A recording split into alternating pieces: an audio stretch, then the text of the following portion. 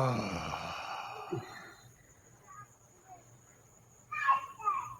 right, here we are on the stupidest, dumbest, most fucking epically pathetic piece of shit podcast that has ever existed since the dawn of humanity. This is debate number 2. Debate number 1 was last week with Jaeger B. This week we've got Michael R. Friend. I don't know if that's your real name. Is that your real name? Yep.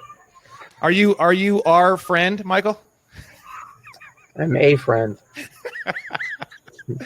All right, my friend. So I brought you on the show because I do the same thing I've always done for many years. In the last 2 or 3 years, I've had maybe 3 people take me up on the offer. So I'd like to start off and say thank you very much for coming on the show. I do appreciate having a set of balls, which you obviously have, coming on a show like this to do a debate like this. So thank you very much for that. And I will say one thing, the last show was the debate with Jaeger. There was a lot of people that were like, oh, fuck Jaeger. Like, he doesn't even have the fucking balls to like say his name or like have his fucking camera on. Like, he's hiding, blah, blah, blah, blah. That's why I said, and from now on, I'm going to have it to where the person needs to actually say their name and they need to have a camera on. So again, I think you're got even bigger pair of balls to come on with the camera. So thank you. I know you originally said that was going to be annoying. You weren't sure how to figure that out. So I do appreciate you figuring that out. And with that said, I kind of looked over your profile a little bit. I do know that you are definitely not the biggest fan of government. You like my shirt? There you go. All right. So, but you seem pretty pissed off about what we're doing. You seem like I don't know, like exactly what the deal is with you. I don't know if you just. I'm not pissed off. Have you just given up, or like what's the deal with you? What's to give up? Have you given up on? Are we debating something? Is there something to debate? Well, you're listing all this case law, and you're listing a lot of case law involving how the IRS is. So I'm assuming that a lot of the case law that you're listing is from tax court. Tax court isn't even a court of the United States, as per the definition of court of the United States. Tax court. So normal courts are basically completely manufactured corporate courts, as you know. Tax courts aren't even like a part of like the main body of courts. They're like a sub kangaroo court below the normal like kangaroo court. Courts. They're like administrative courts. But the case law I provided, I believe, was from some federal courts as well. Okay. So now, do you believe that case law is actually really all that terribly important or heavy hitting, or do you feel that case law? Because from my experience, anyone can find any case law to support absolutely anything. I could probably find case law that supports the fact that I'm a purple giraffe and I live in Jerusalem. If I really wanted to look, I could probably find it.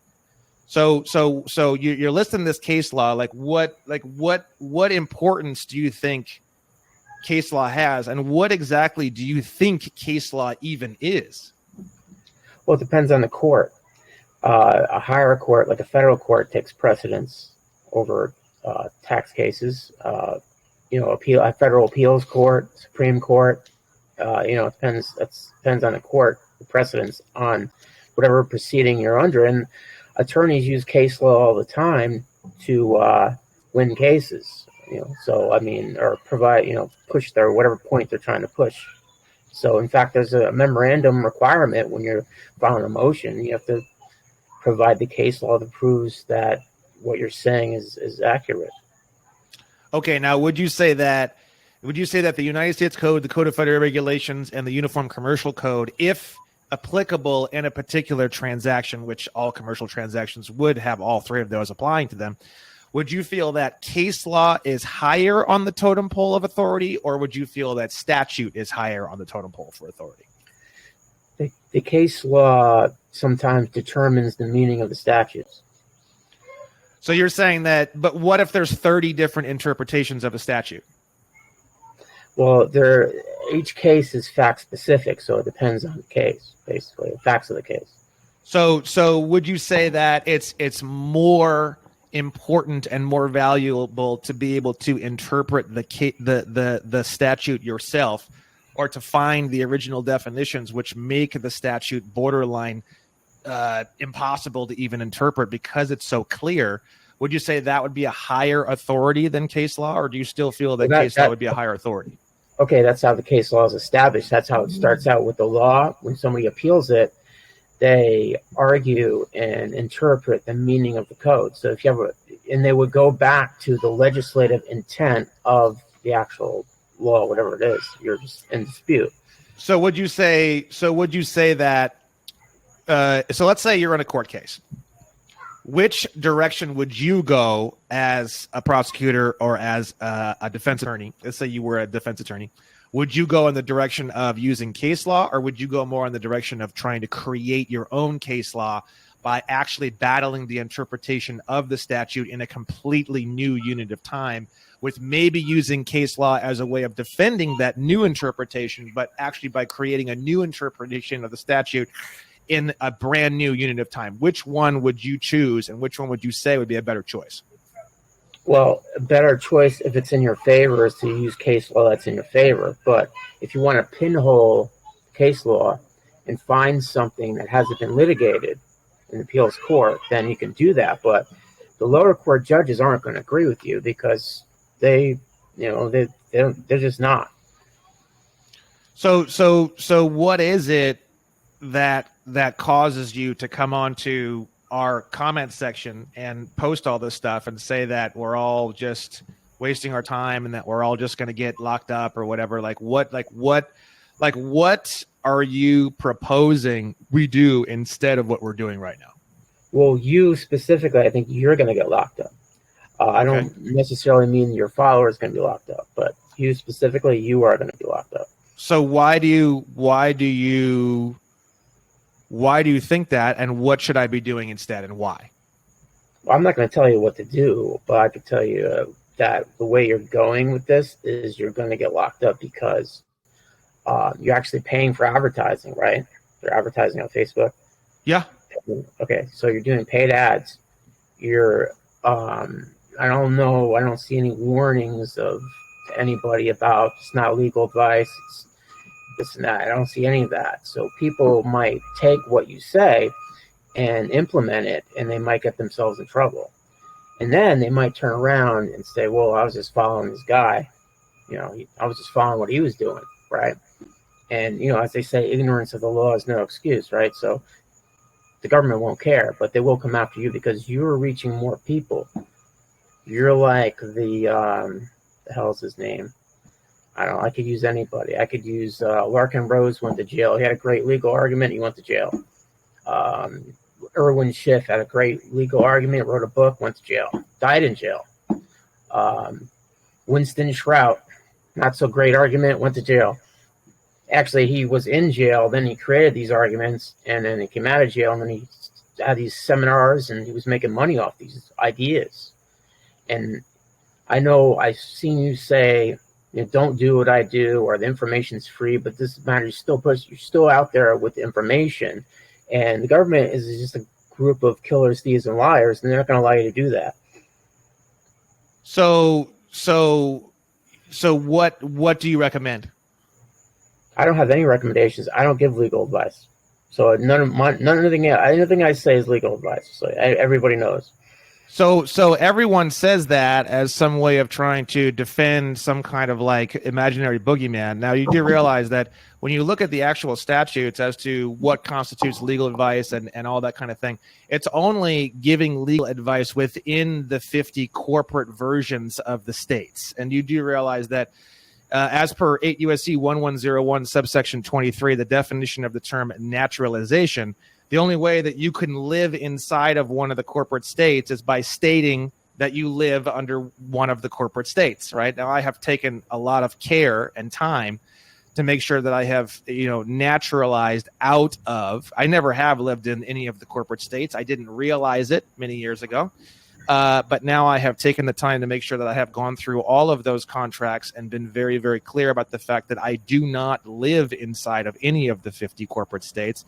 So thus, I would not fall under any of the bar association or any other type of legal sectors or statutes that state that it is illegal to give legal advice. So I do not preface anything that I do, because I feel like if I did preface anything that I do, then what I'm doing is I'm also sort of saying in that same sentence that I do live in one of the 50 corporate states of the United States, which is a corporation located in the District of Columbia. So, for example, if I were to say, oh, this isn't legal advice, at the same time, I'm saying, oh, I'm scared because there's this statute that states that if I live in one of the 50 corporate versions of the states, which are all located in the District of Columbia, then I, by definition, want to make sure I don't get in trouble. So I'm going to preface this by saying these things. In that same breath, I'm sort of, kind of, almost saying that I live in the District of Columbia, of which I do not.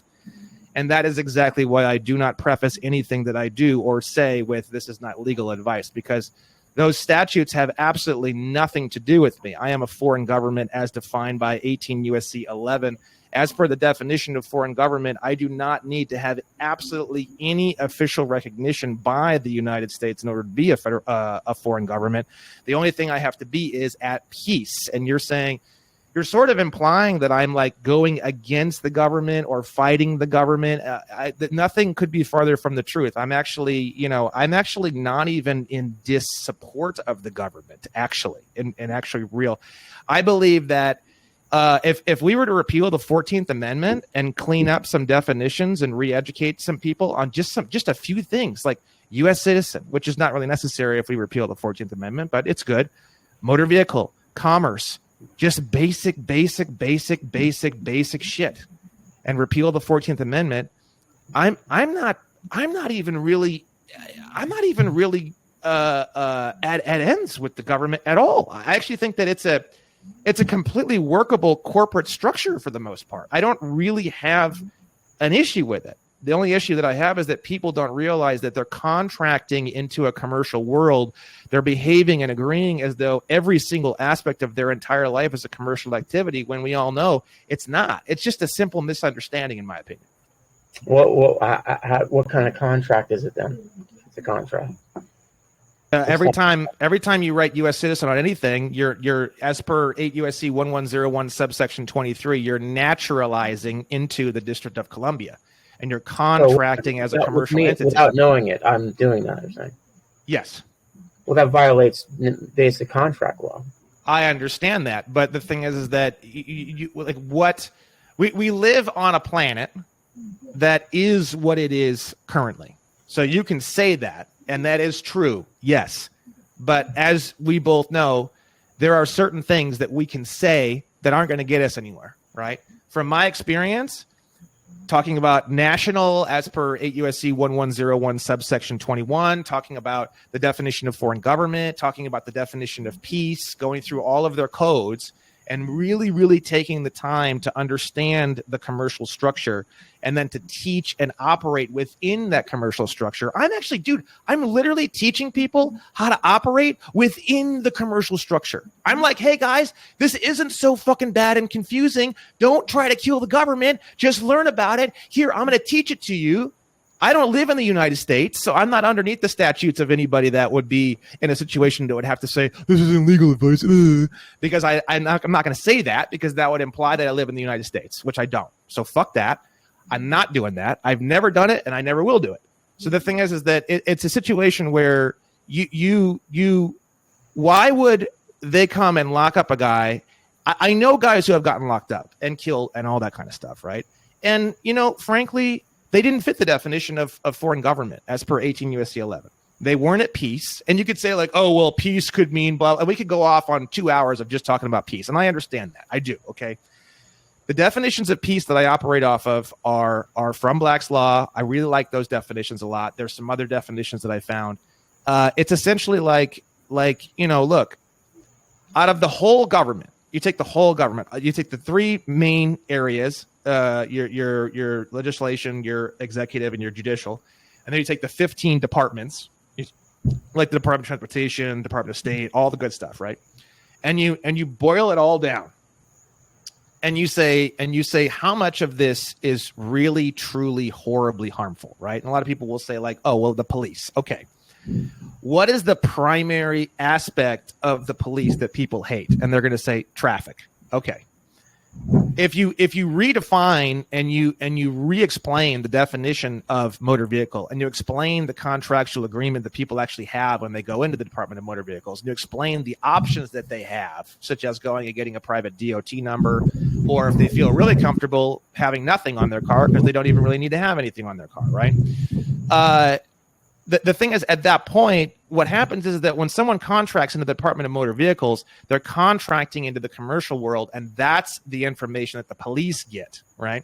So if you don't contract into the DMV, then the police is never going to get your information. And you can sit here and say, oh, well, that violates fucking contract law. Yes, it does. But saying that isn't going to make any fucking difference. You and I both know that. But going to the DMV, filing an affidavit, getting all your shit straightened out, changing the way that you sign the documentation, signing it without prejudice, signing it as the agent on behalf of the on behalf of the principal, and saying that, I'm just the agent on behalf of the fucking ens legis. Like, that ain't even me. I'm just operating on behalf of the ens legis because the ens legis operates in commerce. So now you got to think, like, I know that my all caps name is a corporation. Corporation gives me limited liability in commerce. So what is there? Why do I even need to fucking complain? I'm totally happy with the way it's set up. Sign as the agent, sign without prejudice, put C/O on my address. I don't residence and I don't domicile in state of California. Now what? I've got full diplomatic immunity. They can't do anything to me at all whatsoever. And it's like, and if they pull me over and they fuck with me, I'm not going to sit there and say, oh, this is fraud and contracts. I'm going to say, yo, here's my signature. Within the confines of your own codes, here's my signature. I'm not signing as though I'm the fucking principal. I'm signing on behalf of the principal. I sign without prejudice. I do not residence or domicile in the corporation called State of California. Brandon Joe Williams does, but Williams, Brandon, Joe does not, and that's me, right? So the thing is it's like you're when you talk like that and you understand their system, this is a religious text to these people. This is a religion, okay? I am telling everybody, and my basic communication is, if you take their religion more seriously and you take a little bit of time to study their religion, you can not only get out of the system, but you can have tremendous amounts of benefits, infinite money. I mean, you could do anything. Okay. So the thing is, we've already got infinite money. We've already cracked that. That's already a done deal. Okay. We're going to the next level now, which is where we're going to get the limited power of attorney. And we're going to have limited power of attorney with, what do you call it, where they actually can set off the debt for us each month automatically, right? But my point is this. We've got a lot of fucking people doing this. And I tell everybody in my movement, if you're not at peace, as per the definition of 18 U.S.C. 11, you're not a part of my movement, period, right? Now, we don't have any fucking issues. We don't have any fucking issues, bro. The worst thing that happens to us, the worst. Well, fine. It's been a year and a half, bro. Like, how long is it? What, 10 years? All right, fine. Then 10 years, and then all of a sudden, fucking whatever. Like, I don't care. Like, when is it going to happen, bro? Tell me. You'll see. That's all I got to say. Dude, I know people that do exactly what you're doing. It's not, it's fine. I've known people that got destroyed too. So, you gotta warn people. You gotta tell people that what they're getting into is something that's not for everybody. It's like, if you got kids, you got responsibilities. So what do you recommend we do? You obviously don't trust the government. I'm not even distrustful of the government, to be honest with you. So you tell me, what are we supposed to do? I don't know what your objective is. I have no idea. To repeal the 14th Amendment. I'm not telling you what to do. Well, go lobby the government if you don't like the 14th Amendment. Well, lobby them to repeal it, and the 16th Amendment. Do it. Go ahead. So yeah, but it's been done before. Everything. I mean, everything you're talking about, the whole not U.S. citizen, all that stuff been litigated already. People have been going to jail for that for years.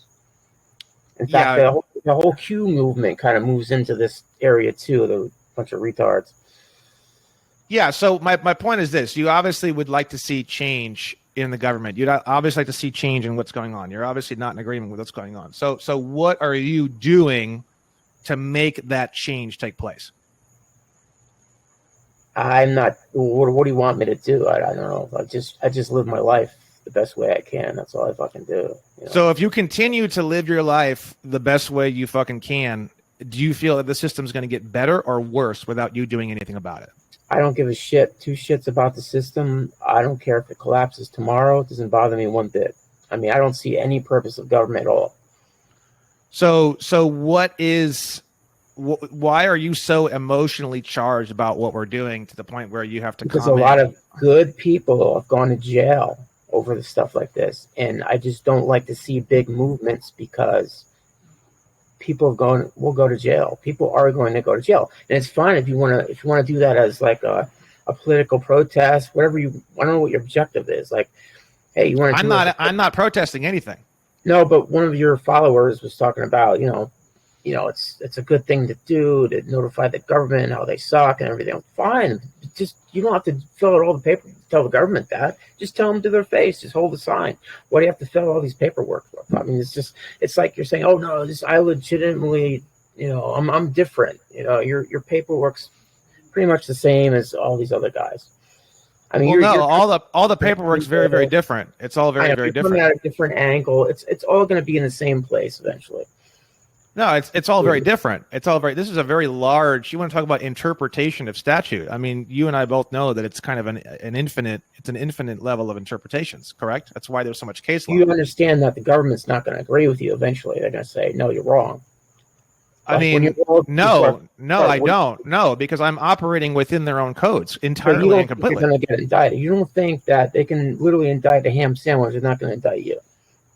What I mean, I am operating entirely and completely within the confines of their codes. Are you causing the government to bring in less money? No.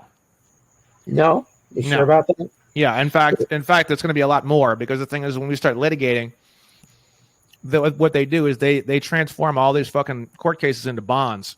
They're going to make more money from us than any other movement on the planet. Again, and more arguments that have already been litigated and just thrown out of court. The whole bond thing, everything you talk about, it's all been done before. It's all been done before, and some people have success and some people don't. Like you're saying, because you have two pieces of case law out of the hundreds of thousands of people that are doing this right now. This isn't just me. There's like things you can do. Like I saw you doing something with I don't know, trust or something. There's stuff you can do like under their system to become less taxable. Like you could talk to a guy like Joe Bannister, good guy. They tried to throw him in prison. They didn't, but he won his case. He won a criminal case. He won it. Luckily for him, the jury actually didn't convict him. But Sherry Peel Jackson, she went to jail. She was an ex-IRS agent. She went to jail. Now she does trusts and things like that, tax shelters, and there's stuff you can do. Like, it depends on what your objective is. That's what I said. If you don't like the government, you want to protest, that's one thing. If you want to pay no taxes or less taxes, or then you can do all these other things that wealthy people don't pay taxes. Yeah, I mean, the purpose of what we're doing is basically just to clean shit up so that it operates better. That's about it, honestly. I think that people in your movement don't want to pay taxes. Well, that's fine. And there's a lot of people who want infinite money too, or damn close to cracking that thing too. So the thing is they're going to stop paying taxes. They're going to file their paperwork, and they're openly just telling the government what they're doing, right? And then they're going to end up getting an assessment or substitute filing. And nobody that I've ever known, and I'm telling you the truth because I've talked to a lot of people. I talked to multiple people even today. We had someone today who actually got a letter from the IRS that says, thank you very much for your revocation of election. There's nothing more that you need to do on your part. We filed your revocation of election, and they actually used the term revocation of election. It's just that you change something on a return. That's the definition I looked up was that. It's just no. Revocation of election is removing the election to be treated as though you are a resident alien, meaning the election to be treated as though you live in the United States in order to determine your tax liability. Court. That's been already litigated before. Yes, but why would we be getting letters from the IRS saying thank you for filing your revocation of election? It's revocation of election of what?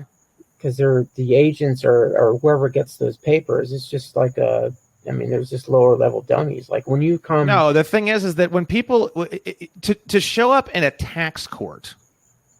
you're already you've got to be one of the dumbest sons of bitches ever walk on the earth.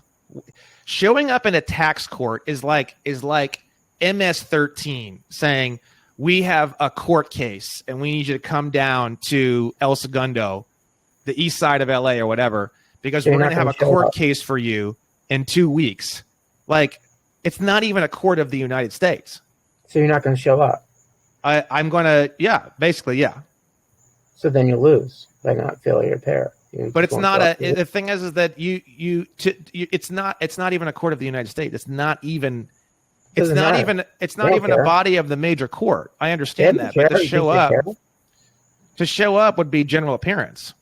I mean, I guess you could show up special appearance, but it doesn't even. You can show up. Let me ask you a question. If MS-13 made a court case for you and they wanted you to come down and show up, would you go? No, of course not. Okay, so my point is that but they won't issue a warrant for me and come out with guns at 4:00 in the morning and grenade your fucking door and fucking drag you into court and indict you for some fucking bullshit. You sound like a doomsday. Everything's just so fucking doomsday. You're not doing anything about the situation. You're just complaining. You sound like you're just apathetic about the whole situation. You don't know what I'm doing about the situation. Okay, but you already told me you're not. You told me you're living your life and you don't care. I'm not talking about what I do. I mean, I don't talk about what I do. I'm talking about what you do. And what you're doing is, even the guy I know that does what you do, he's saying that you're going to get yourself in trouble too. He's saying the same thing I'm saying. But he believes all that stuff you do. And he spent time in prison doing this kind of thing. So you are going to get pulled over eventually. And hopefully, like that video I posted in your page, hopefully you don't have a 15-year-old in your back seat like that guy did. There's a lot of stupid people doing stupid things. But you're putting yourself in a dangerous situation is all I'm saying.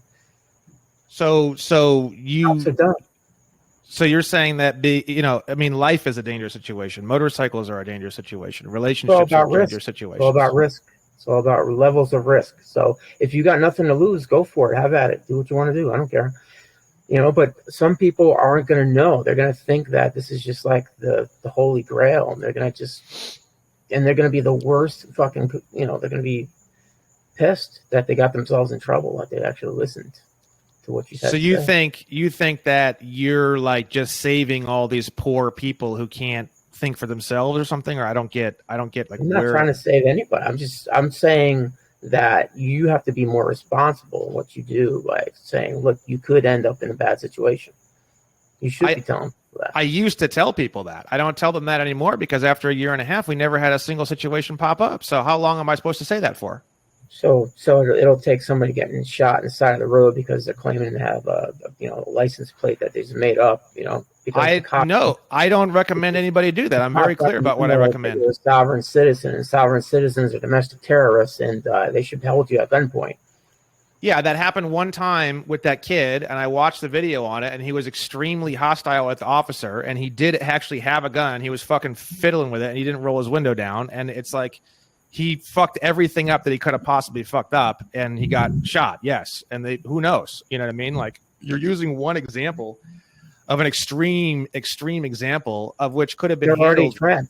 They're already trained. They're already trained on how to deal with sovereign citizens. The memo's already out. It doesn't matter, though. If that was true, there'd be people getting shot every day, every weekend. It's not happening like that. Like you're taking one example from the past 2 years. You're just a doomsday device, bro. You're just like, oh, they're just going to pull you over and shoot you. It's like, how many people can you really point to out of all the fucking traffic stops that might go in this direction?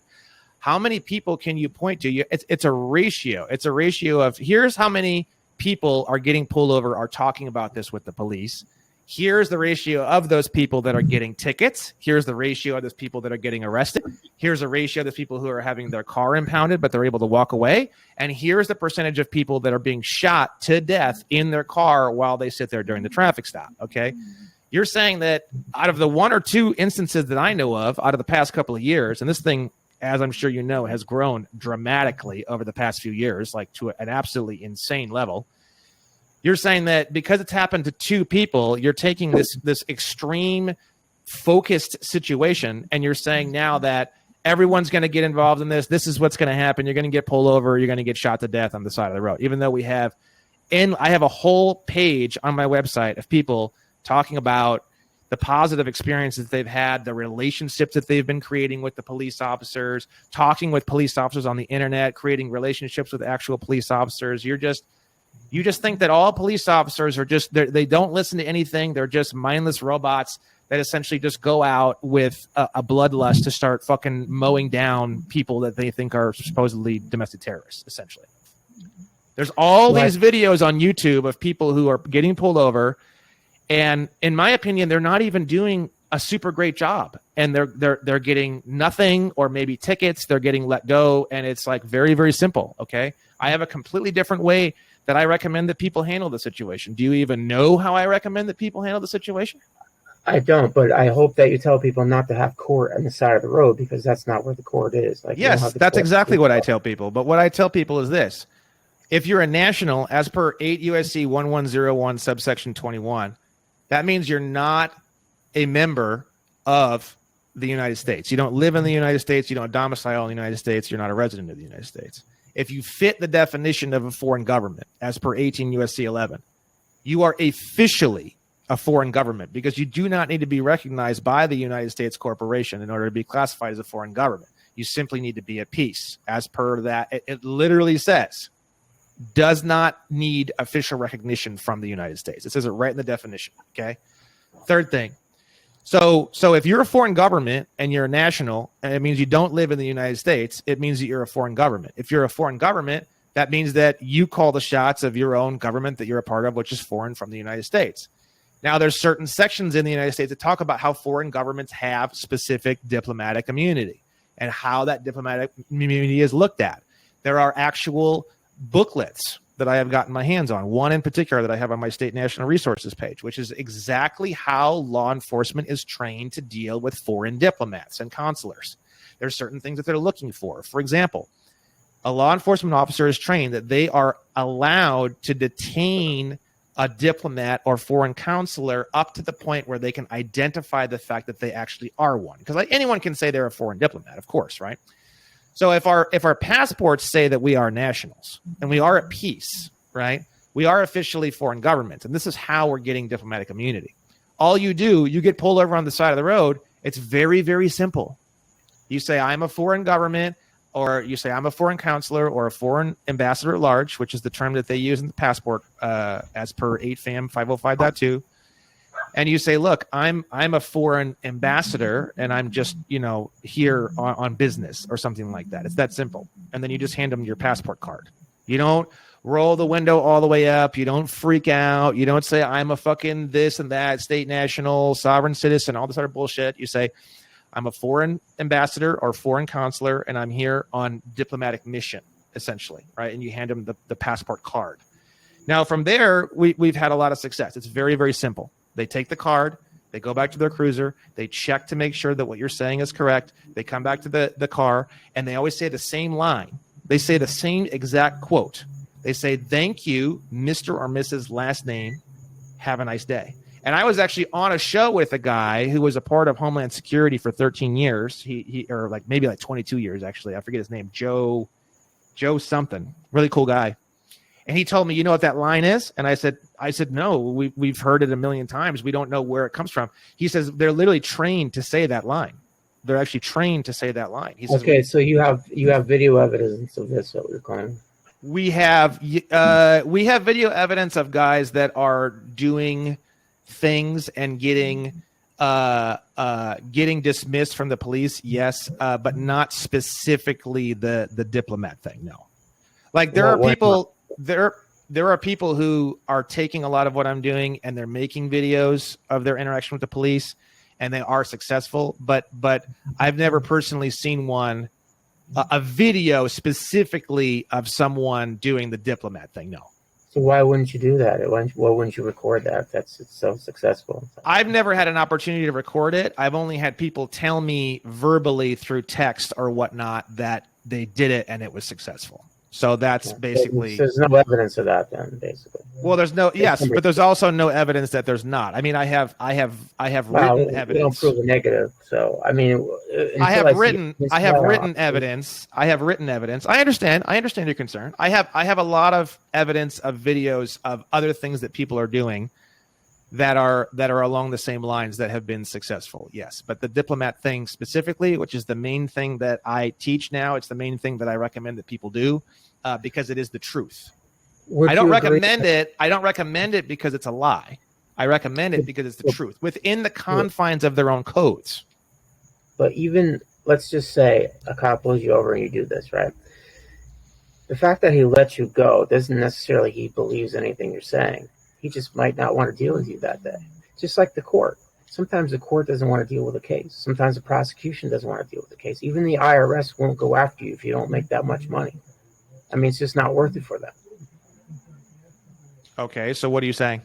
What I'm saying is just because the cop will let you go doesn't mean that what you're saying is accurate and correct. It just might mean that he just doesn't want to deal with you. So let me ask you a question then. What experiences have you experienced? As far as what? Anything, like getting pulled over, things that you say, things that you do. When you get pulled over, do you just what do you do? Do you have a driver's license? What are your experiences? I've gotten tickets before. Whatever. I mean, what do you want me to do? Tell them I'm traveling and not driving? No, I don't recommend that. Is that what you think I recommend? That's what people do. I understand. I don't teach that. Okay. So you're lumping me in with everybody else. You're saying that I'm just like everybody else. What do you want me to say? I mean, I'm a diplomat. Here's my. I mean, I don't see any evidence of that, so I can't say that that's accurate or not, and I can't say that the cop just didn't want to deal with you that day. So do you know about the definition of the term national from Title 8, Section 1101, subsection I know A21? that a lot of the policy officers, they don't give a shit about your definition, and I know that prosecutors, most of the time, like you stated previously, they don't know much about the law themselves.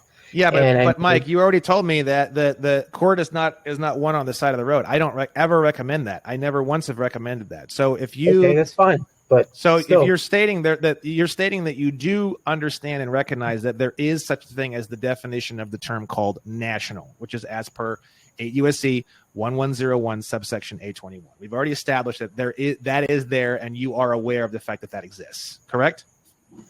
No, I don't. I'm not aware that exists. So you know nothing about the definition of naturalization in relation to the definition of a national as per Title. I know there's some people in California that used to say that they're part of the Republic of California. I know people that said that they're state nationals, and they're still part of the state, right? And I've seen court cases where it's stated that, you're even if you're a state national, you're still considered a citizen of the United States. Yeah, and the thing is that the area that talks about this in great detail in the Supreme Court is actually the slaughterhouse cases. Have you ever reviewed the slaughterhouse cases? I've heard of the slaughterhouse case. I don't remember if I reviewed that. Tremendous amount of case law, all from the Supreme Court, tearing apart this whole subject of the difference between a national and a U.S. citizen in great detail. It's from like 100-something years ago. Okay, it's from like 1903 or some shit. So if you'd like to find an absolute metric fuck ton of case law, more case law than you could ever want in your wildest dreams about this subject and how it is real and it does actually exist, you would go to the slaughterhouse cases. Now, you and I can both agree. It changes though over time. I mean, you can start with the slaughterhouse case, but it changes over time. Sure, no, it doesn't change over time. People just forget, but it's your job to remind them. So here's the deal. Here's the deal. Travel cases. I've seen right to travel cases from like 100 years ago that have, it's just. Yeah, but right to travel is not there's no one talking about how complicated that subject is. They think it's so fucking simple. It's not. You've got, are you a U.S. citizen versus a national? So you've got person jurisdiction. You've got subject matter jurisdiction in multiple areas. You've got the car being registered, which is the motor vehicle theft prevention program located in 34 USC 12611. That's the definition of registration. You have the fact that you're paying for registration. You're paying to contractually agree to become part of a commercial activity where the police, you actually waive all of your rights as part of the. I don't understand this. The state has jurisdiction over the roads, not the federal government. So you're going to the federal government for definitions of vehicles and things like that. And the federal government, the state and the federal government are the same thing. They're the exact same thing. It's all the same thing. State of California, yes, state of California is a for-profit. It's a private for-profit corporation listed on Dun & Bradstreet. State of California is located in the District of Columbia. Yeah, it means everything. Do you realize? Do you realize when you look at the United States Code? I mean, even if you're right, no, they do. They do, because if you look in the United States Code, listen. If you look in the United States Code, you've probably never noticed this, okay? Because it seems like you're just, I don't know. Like you just think everything's fucking hopeless or whatever. If you look at the word federal and the word state, and you go through and you look at every single time they use those words, they capitalize federal when they're talking about the corporate federal, and they capitalize the word state when they're talking about the corporate state, and they use lowercase state when they are talking about a non-incorporated state. They do that on purpose, okay? The United States Code is so fucking clear, bro. Like when you really take the time, whoever wrote it, I don't know. Whoever wrote it, I don't know. You'll need to look it up. I'm sure you could probably find that if you look at who wrote the United States Code. We figured it out. Yes, right? The answer is yes. Well, you tell me, Mike. Look, everything's so fucking hopeless, man. I mean, I'm over here trying to look. I'm over here trying to learn. It's not hopeless at all. I'm not saying it's hopeless. What I'm saying is, I'm telling you that they use capitalization of certain words in the middle of sentences in some areas, and they use lowercase versions of the same words in the middle of sentences in other areas. Are you telling me that I am some sort of like freak or loser for having noticed that and then having taken some time to try to understand why that could be? What exactly are you trying to say? Saying that your interpretation could be wrong. It could be wrong, but it also could be right.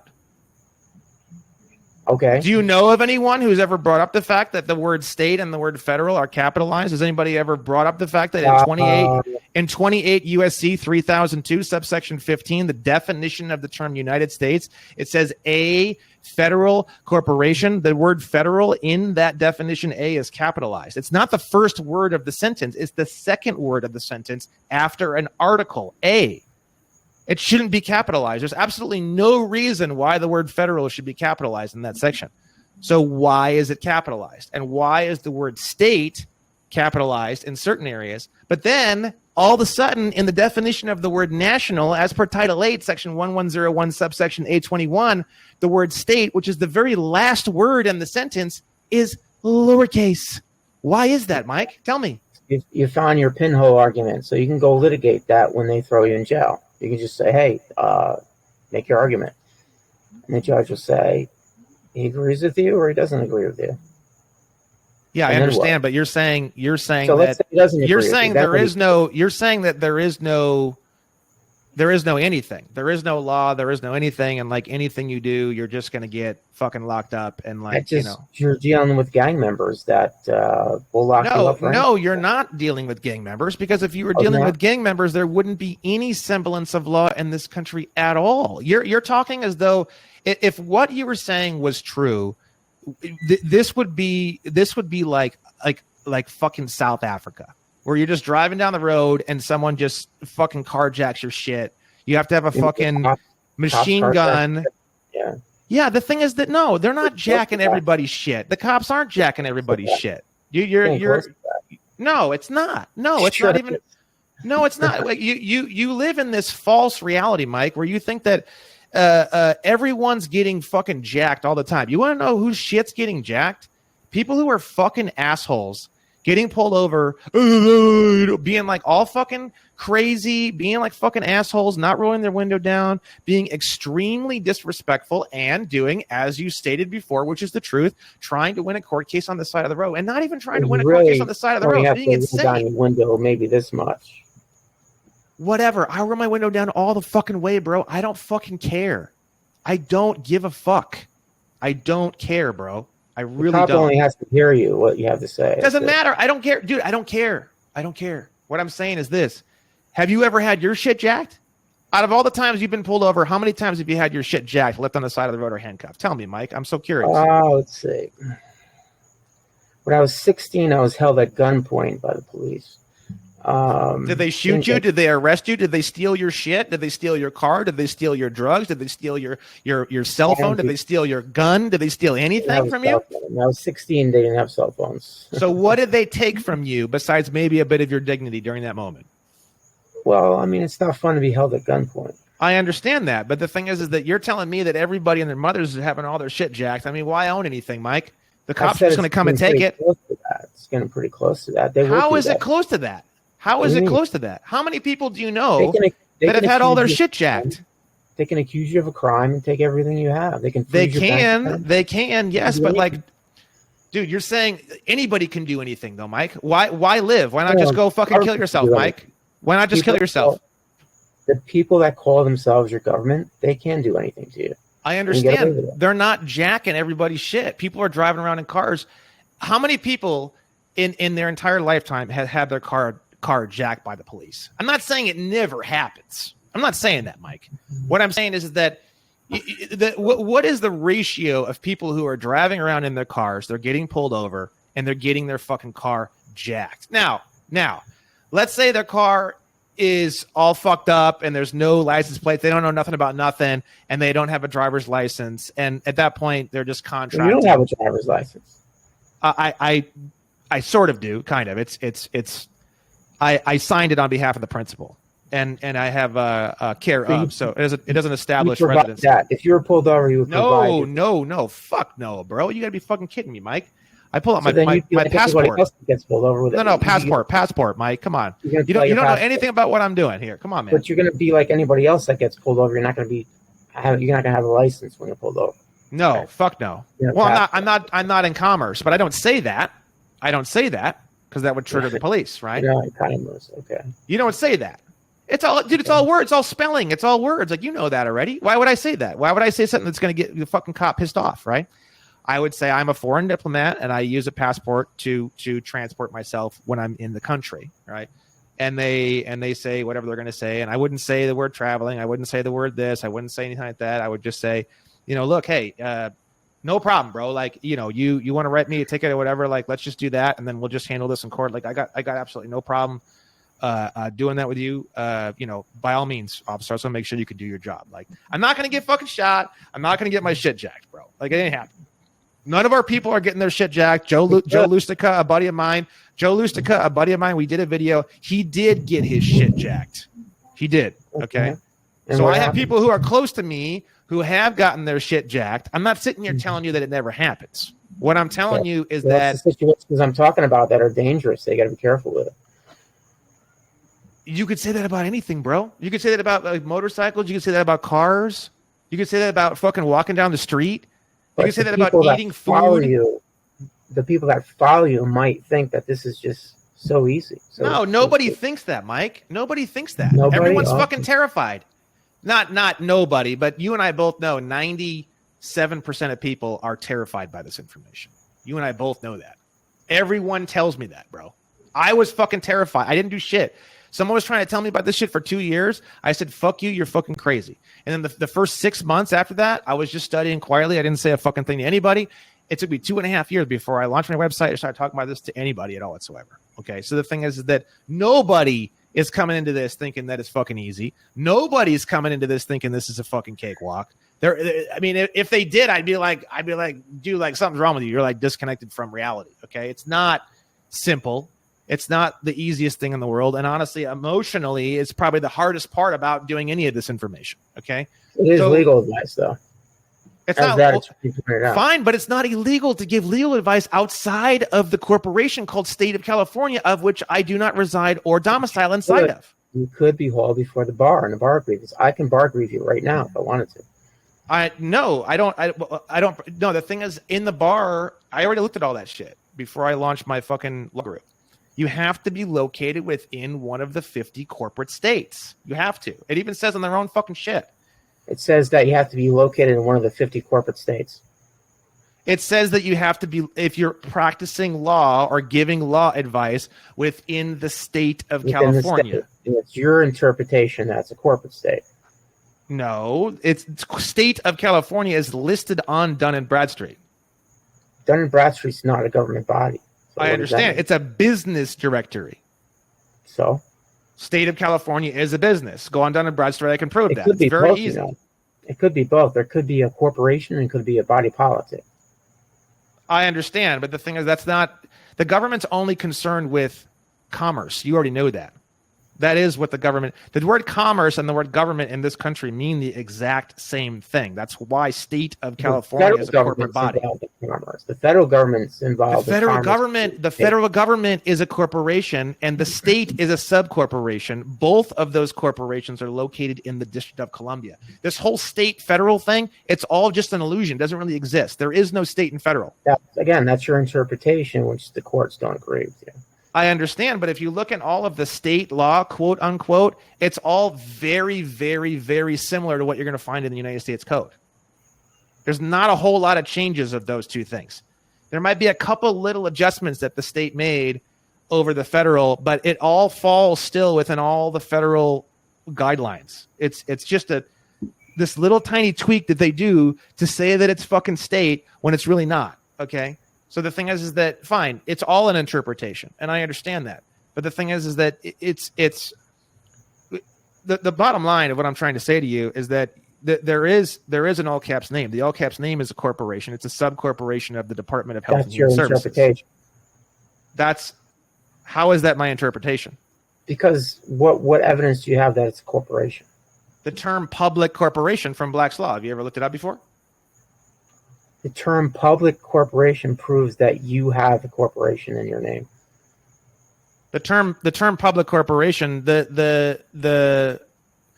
so yes, because the thing is that think about this. If they were referring to me as a human being, they already have rules and laws as to what human rights I would have as a human being. But the thing is that they're not referring to the human being, and that's exactly how they're getting away with. See, the thing is that I don't think you think that they're just like this completely lawless right. That's biker my gang. Point. They don't care. My point is they don't care. And my point is they do. My point is they do. My point is they do so much. That's the people so much. Because that's what they do. The people who were sitting in jail. No, the people who were sitting in jail were missing. They were missing pieces of this. And I'm not saying I got all the pieces. Because the thing is, they go into the courtroom. They don't know that they're the agent on behalf of the principal. You don't even believe it. So fine. They don't know that it's just all commerce. They don't know that there's a bid bond, a performance bond, and a fucking payment bond being made on them. All can be discharged. No evidence of that at all. I've never seen any evidence of that. I could pull up evidence right now. It's very, very easy. I'll show you right now. Mm-hmm. How else in a commercial activity are they going to create value besides the bonds? Everything's a bond. There's nothing but every single thing in this entire country is promissory notes and bonds. There's nothing else. Everything. So to say that that's not true, it's a physical impossibility, first off. Second off, speaking of bonds, we should get on to your credit card stuff. Well, hold on a second. I want to show this to you. I got to find it because I haven't looked it up in a long time. Let me find it here. Bid bond. Fuck. Let's see here. There we go. So the forms that they use, and they are official forms from the GSA that are used are... find this for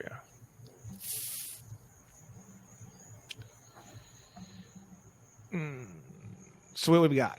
We got a GSA SF24, a GSA SF25, and the GSA SF25A. GSA stands for General Services Administration.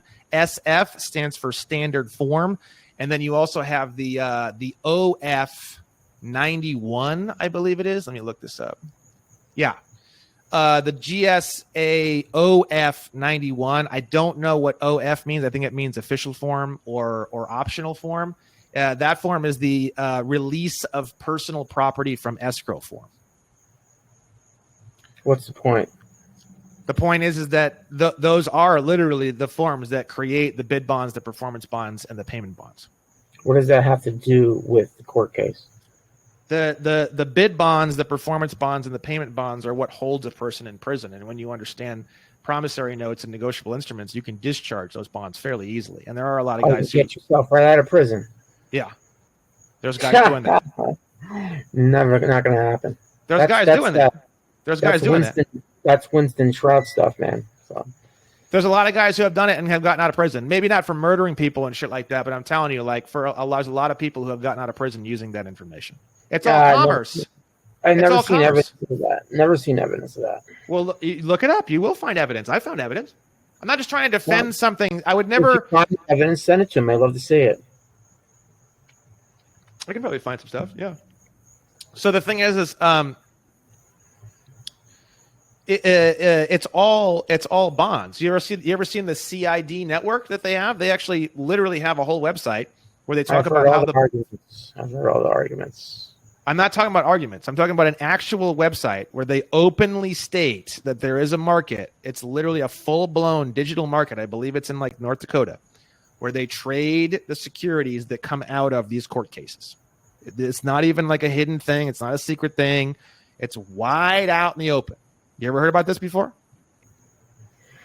Not specifically. No, I've heard things of, you can look up your case number and get the bond number. It's just all right. So I'm going to give this to you. This is irrefutable proof that this exists. And the fact that you don't know that this exists is kind of sad, Mike. United States District Court, Middle District of North Carolina, Court Registry Investment System, CRIS system.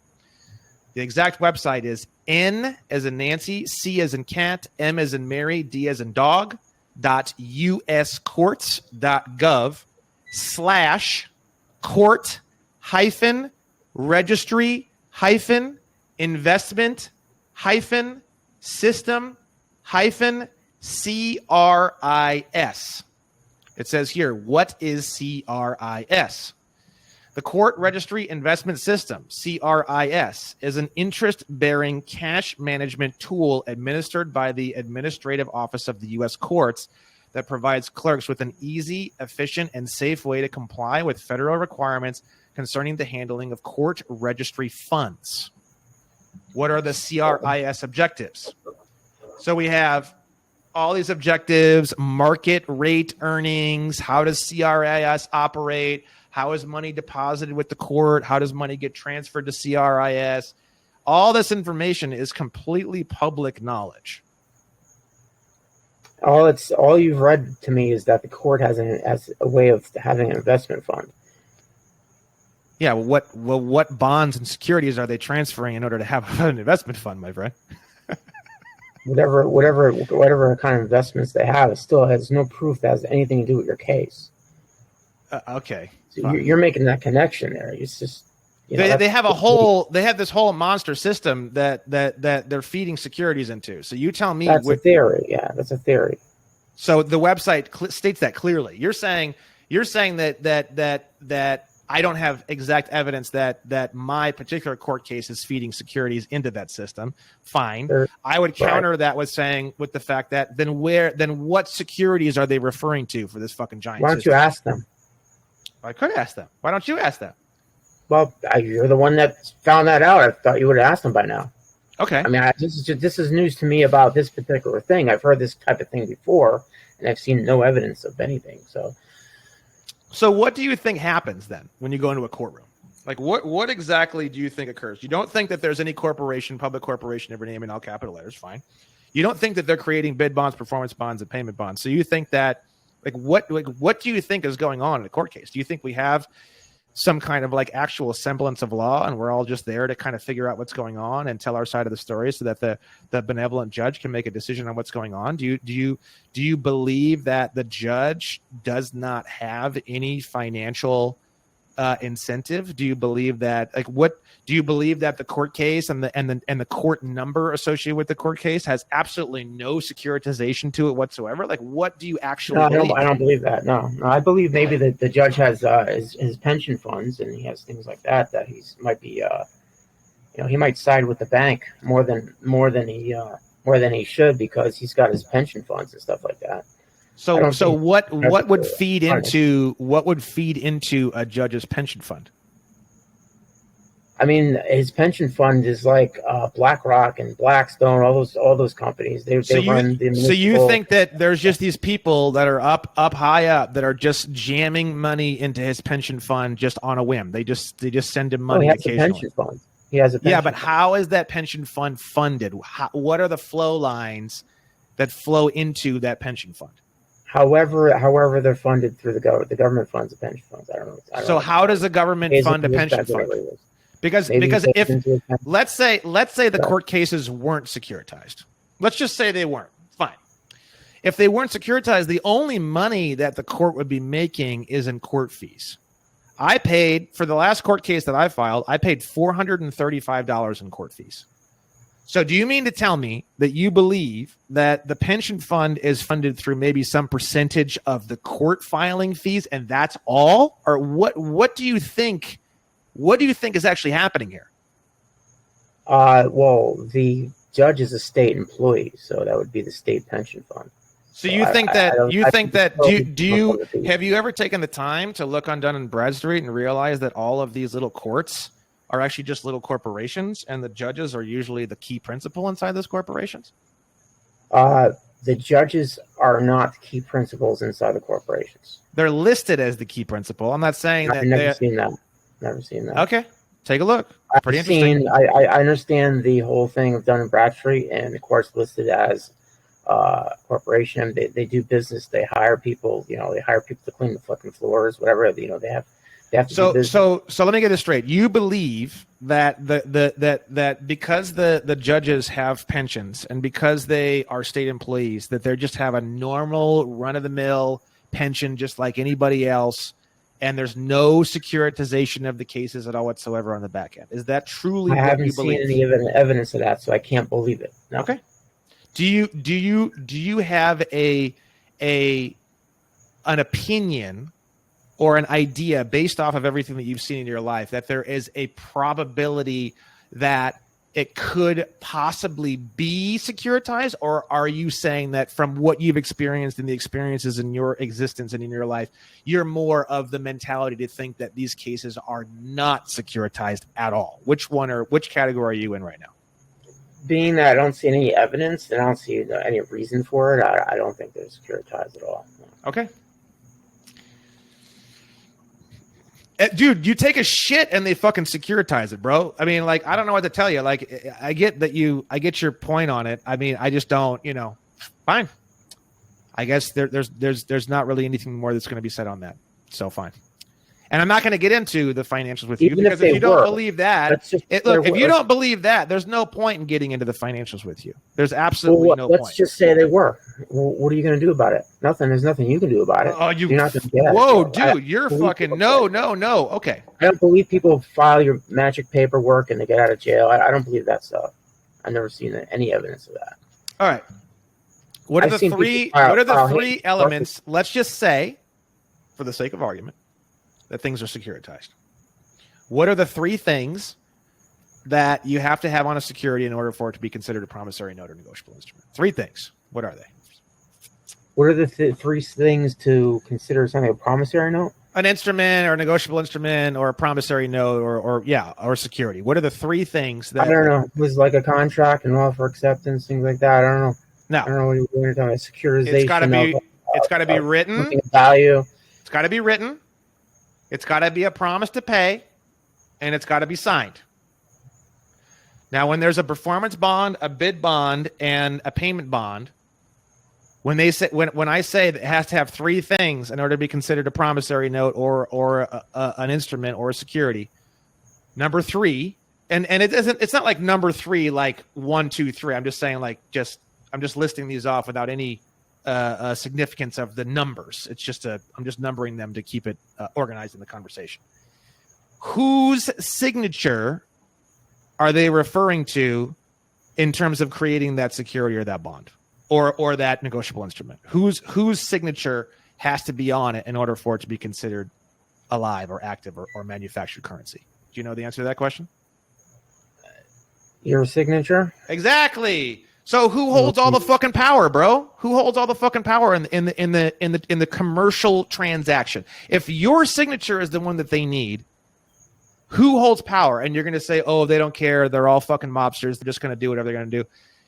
We wouldn't even have a semblance of law in this country at all. There would they call the police road pirates because they occasionally steal cars and they're maybe a little bit difficult to talk to sometimes. They steal your money. They steal your money. That's why they're road pirates. Okay, they don't, not necessarily. Again, like, yes, sort of, kind of. I don't necessarily disagree with you.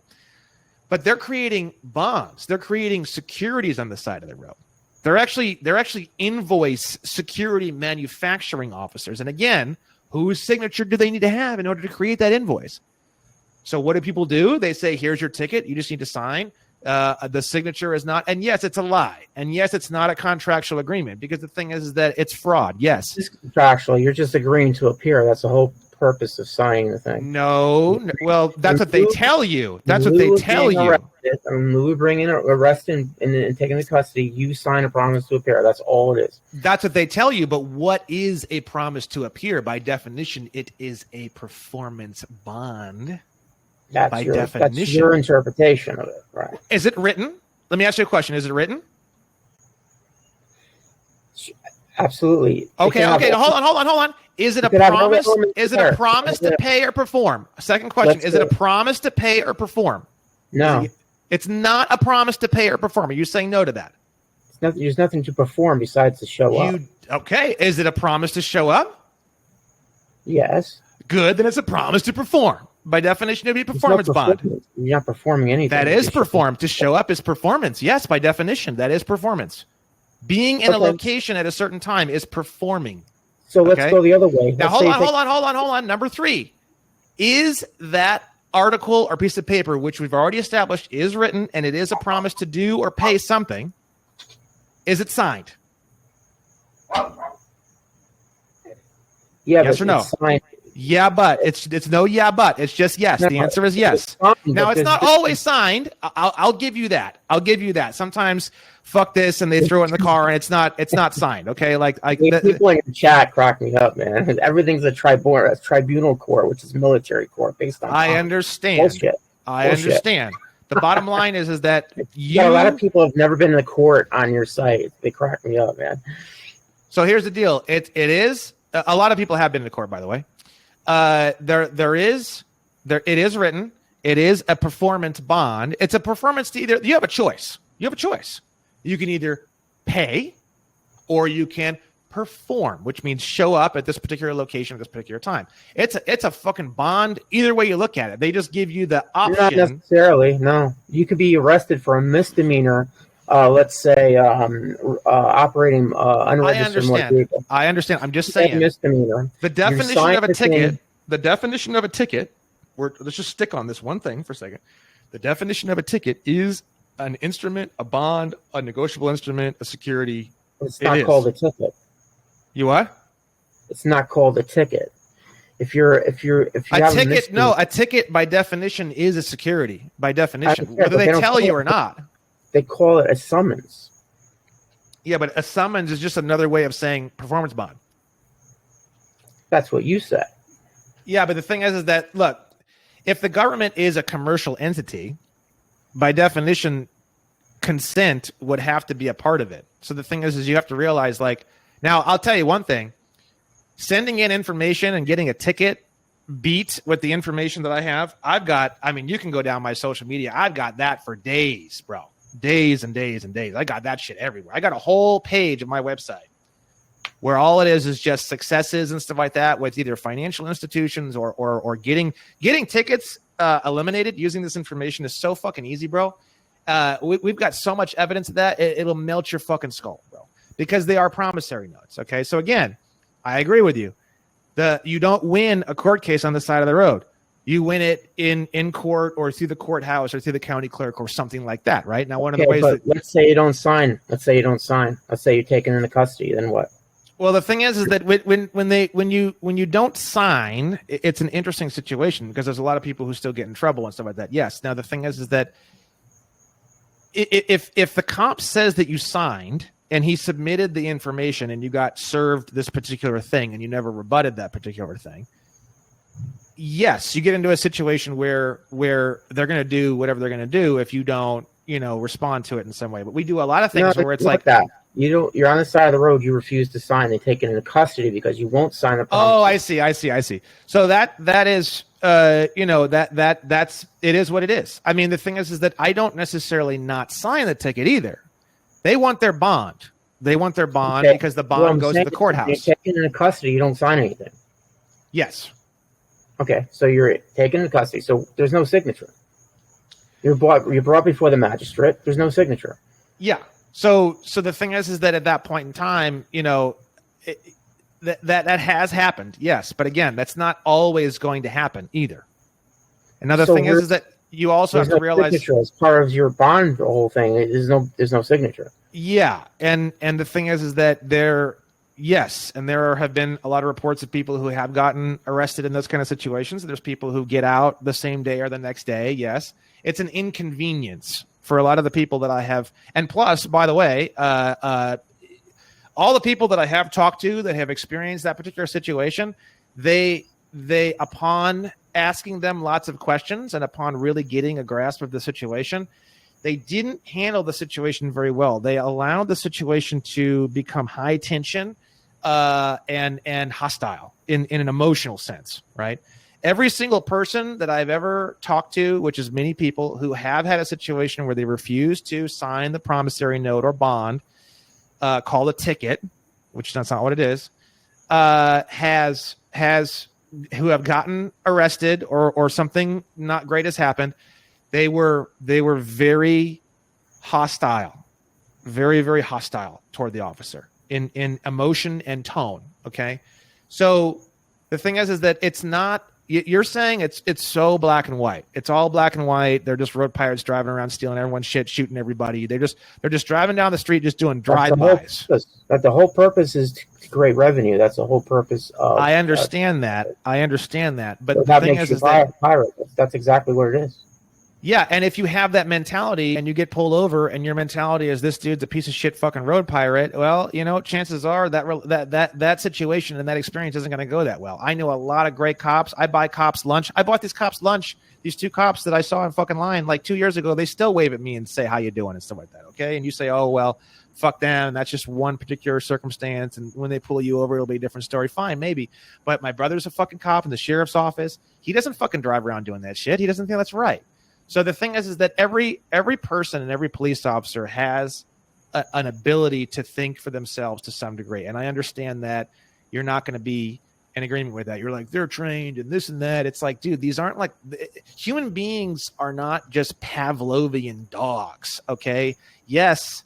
Many of them might be kind of hypnotic. Yes. Many of them may want to do as they're told. Yes. Some of these things may be true, but that doesn't mean like, bro, like if you're excellent at speaking to someone and you're able to navigate the interaction in a way that is non-hostile, that contains some respect, we don't have issues, bro. Again, but it comes back to your definition of not winning on the side of the road and my definition of not having a court case on the side of the road and my definition of not having a court case on the side of the road are very different.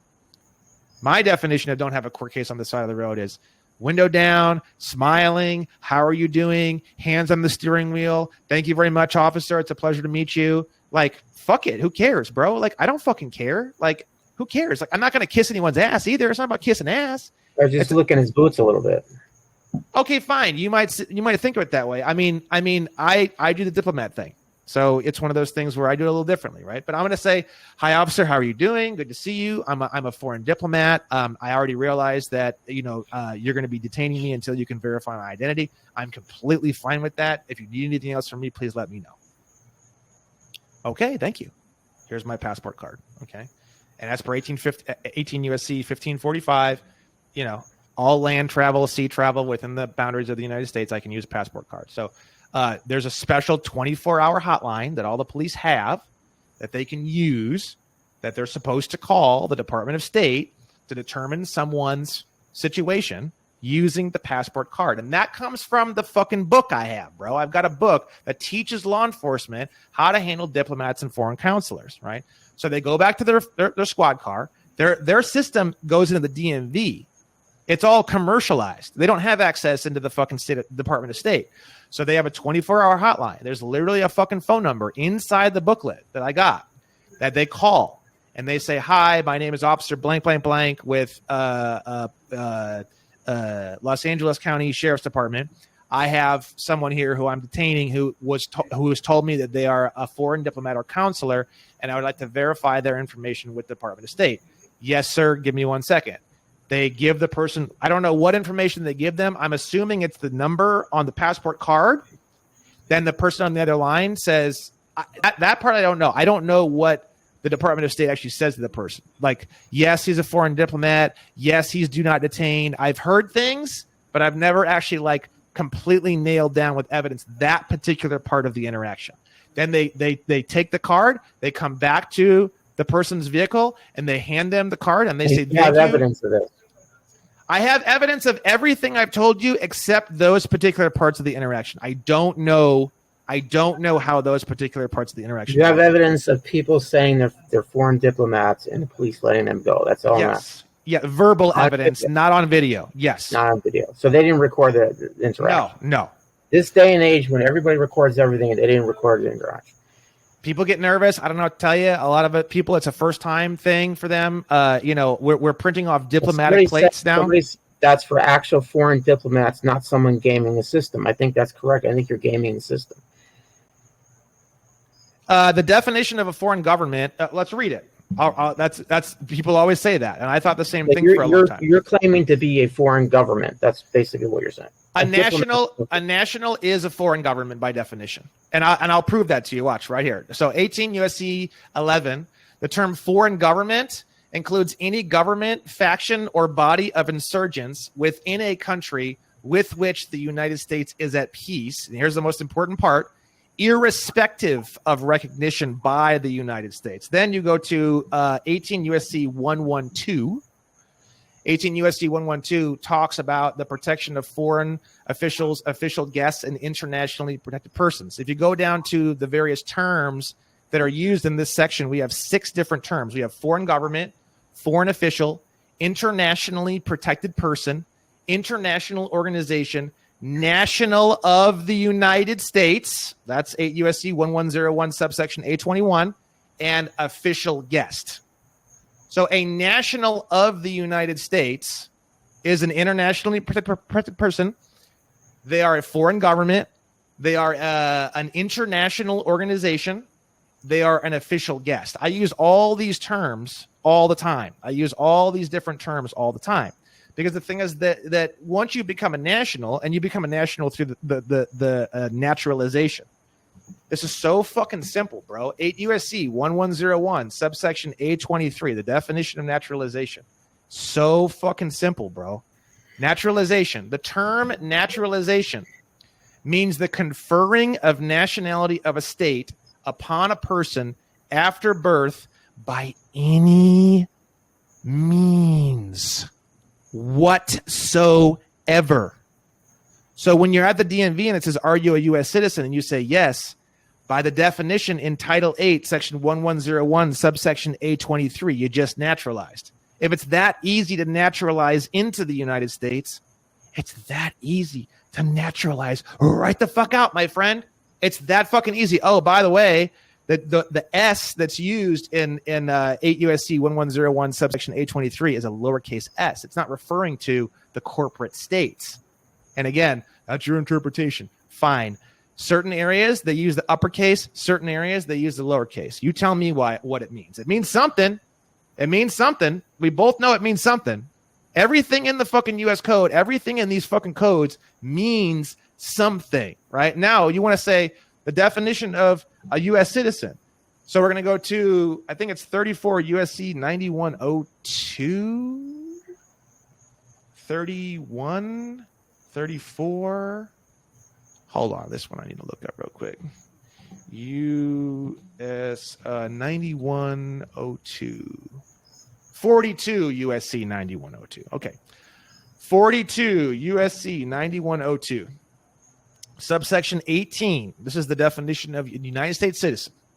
United States citizen means any individual who is a citizen of the United States by law, birth, or naturalization. Now, 28 USC, subsection 3002, subsection 15, definition A, it says 28 USC 3002. We're going to go down to subsection 15. It says here, United States means, definition A federal corporation. The word federal is capitalized in the middle of a fucking sentence, okay? Now we're going to go to UCC 9-307. Where is that corporation located? We already know the answer to that one. Subsection H, location of United States. The United States is located in the District of Columbia. Now, you bet your ass if United States is located in the District of Columbia, State of California, the corporation is located in the fucking District of Columbia too. And you could say you don't have evidence of that. Fine. I consider it to be enough for my own world right now. I would like to find more solid evidence of that in the future. Yes. Now, 42 USC 9102, subsection 18, United States citizen means any individual who is a citizen of the United States by law, birth, or naturalization. Let's cross each one of those out. By law would mean by contract, okay? Commercial contract specifically, okay? Birth would mean born in the District of Columbia, because the United States means a federal corporation that's located in the District of Columbia. So what do we have left? We have the word naturalization. What does naturalization mean? The term naturalization means the conferring of nationality of a state upon a person after birth by any means whatsoever, to the point where if you want to really take this literally, I could change your fucking naturalization by filing documents on your behalf. That's how fucking crazy this definition is. It's the conferring of the nationality of a state upon a person, not even yourself, after birth by any means whatsoever. So when you have a passport and it says, are you a U.S. citizen? And you say yes. And you have a driver's license, are you a U.S. citizen? And you say yes. And you have a tax form, are you a U.S. citizen? And you say yes. Naturalization. Now, the thing is that I have taken the time to go through all my paperwork, including Social Security Administration, and naturalize as a national, Title 8, USC 1101, subsection 821. And you're like, oh, like magical fucking paperwork, blah, blah, blah, blah, blah. Like, okay, bro, it tells me how to naturalize. It tells me what options I have on where I can naturalize. It tells me that if I naturalize as a national, that I am an internationally protected person. It tells me that I'm a foreign government as long as I'm at peace. Does it have the definition of peace anywhere? No. So what did I do? I went into fucking Black's Law. I looked up every goddamn fucking definition on peace I could possibly think of, and I infused every single goddamn definition into my entire fucking platform. And then you're going to say, well, they're all pirates. Fuck you. They're just going to come and fucking burn everything to the ground anyways. It's like, bro, like they do that. But it's not like they're doing that all the time to everybody. Like, every single cop driving around is not just mowing people down and stealing their cars left and right and center. Like if that was not the point. The point is that you're interfering with revenue that the federal government brings in when you're playing around with the IRS and taxation. Okay. When you're having people not pay taxes, I'm not. Do you pay taxes? You're not going to get away with that. Do you pay taxes, Mike? I don't answer questions like that. Okay. So the thing is that it's one of those things where, not paying taxes can be done legally as according to their own Title 26. According to you, legally. According to your interpretation of the law. That's where it is. According to your So what is your interpretation? I mean, as far as I'm concerned, 26 CFR 1.871-1 is very, very clear. I don't know how you can interpret that. The difference between a non-resident alien and a resident alien for tax-related purposes. Like, how can you – have you looked at 26 CFR 1.871-1? that claim has been litigated already and overruled. Like this, it's been litigated and won a million times, and it's been litigated and lost some. I mean, look, you and I both know that the ability of an individual to bring forth their claim and their statement, and if they lose, to appeal that statement. Now, look, another thing is too, you and I'm assuming you also know that if you take on a lawyer who's an officer of the court, you waive all your rights by doing so. Did you know that or not? It's, what it's yes or no, Mike? Like, the other attorney got into that with you. The guy that you had an argument with the first time. Mike, do you waive your rights taking on an officer of the court? I'm asking you a question. Yeah, I'm a retard. Yep, I'm a retard. Remember, that's what you said. I don't want to be a retard, so I'm not going to be a client, right? Yes. Well, hey, I didn't say anything. That's just from the definitions from Corpus Juris Secundum. So wait, are you telling me that I'm saying this, or are you telling me that Corpus Juris Secundum states this? Because we can pull it up right now if you want to. That's just fancy word for body of law. That's all you're saying. I understand, but it's taken very seriously on the court. So let me ask you the question again. If you take on and you apply to or hire an officer of the court, do you waive your rights by doing that activity? Yes or no? What particular rights are you referring to waiving? All rights. Pretty much everything under the sun, moon, and stars. I don't agree with that, no. Okay, so what rights specifically do you believe or think or have evidence of are being waived when you take on and you are represented by an officer of the court? Please tell me, Mike. What do I believe that you still have? You're saying? Yeah, have or get rid of, just the whole subject. You have, just tear it down for me. Right to trial by jury. You have a right to counsel. You have a right to remain silent. You have a right to testify if you want to.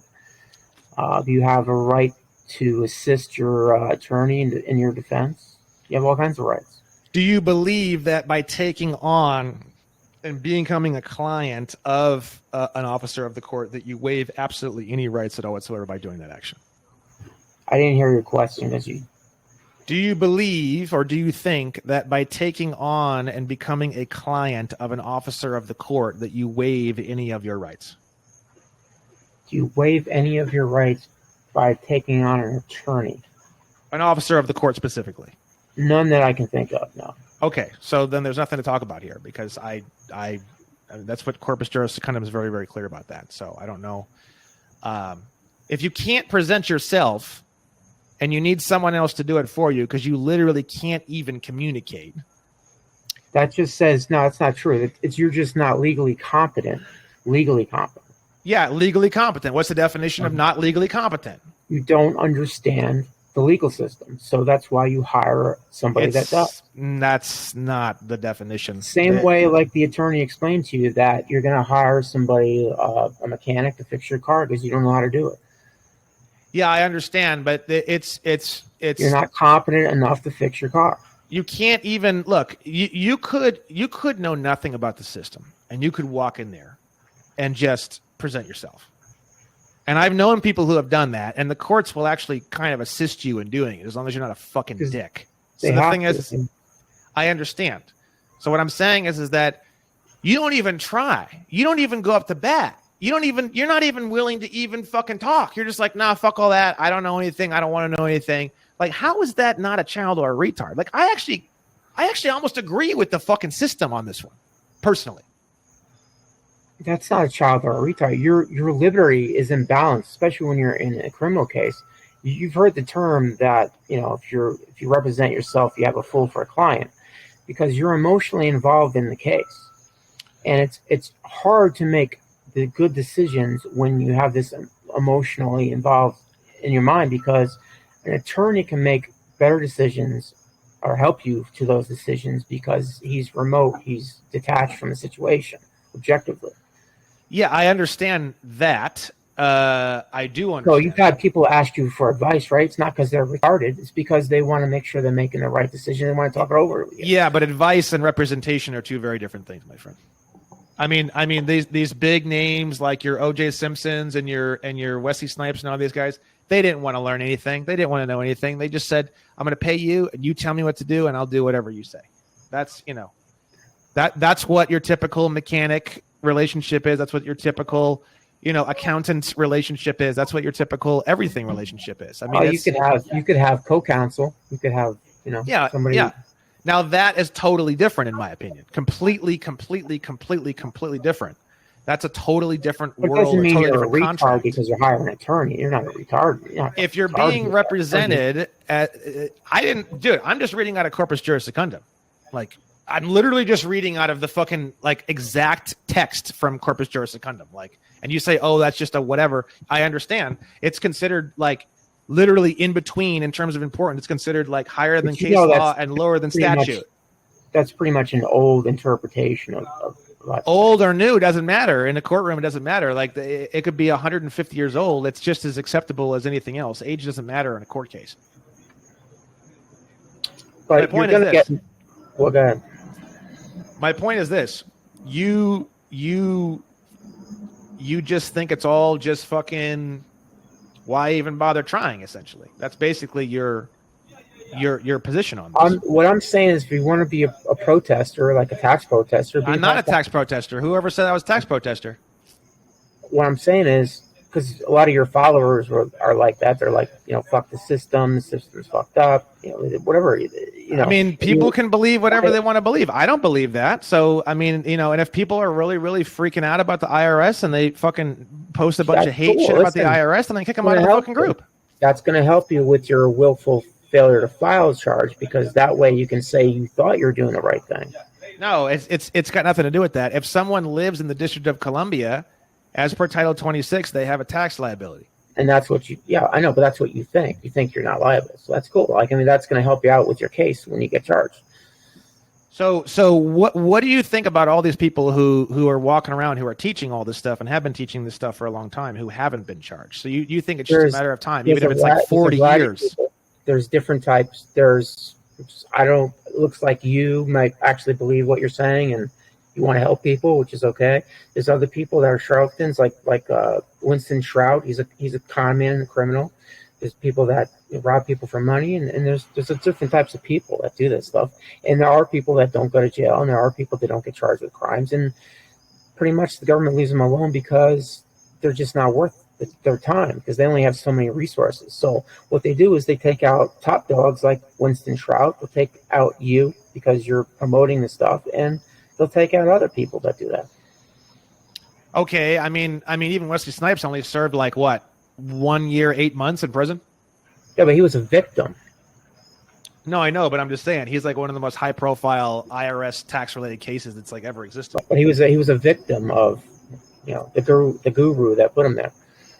All right, fine. I mean, whatever. I don't know what to tell you. It's a situation where, I am trying to do something effective about what I see going on in the world. I would like to see some change, and I'm trying to do it within the confines of the codes themselves. And I do have a faith that the government, which is operating, it's not this completely insane, lawless thing yet. I think, yes, to some degree, it is heading kind of in that direction. I do not believe that the police just drive around stealing people's cars and shooting people. I do believe that the police do have sometimes short tempers.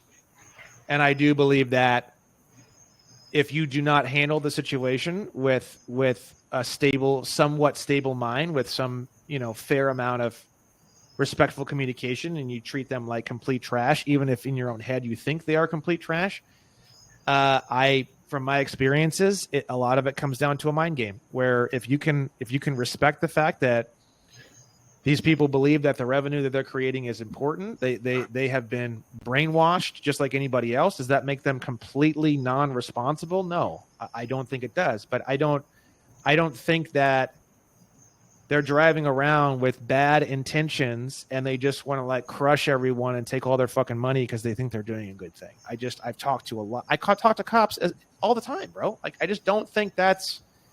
I think there's a small percentage of police officers that fit that category, and I think that within a moderate amount of time, those people are usually removed from the police force in this country. How many good cops arrest bad cops? How often do you see that? They don't arrest the bad cops necessarily. They don't. They But don't. what they do is that makes them just as bad. They sort of get rid of them quietly under the table. I see them promoted. I see bad cops promoted all the time. All right. Well, the thing is that if these so-called road pirates, so-called cops, were driving around stealing everyone's car or shooting everybody, no one would be driving anything, and then there'd be dead bodies in the street.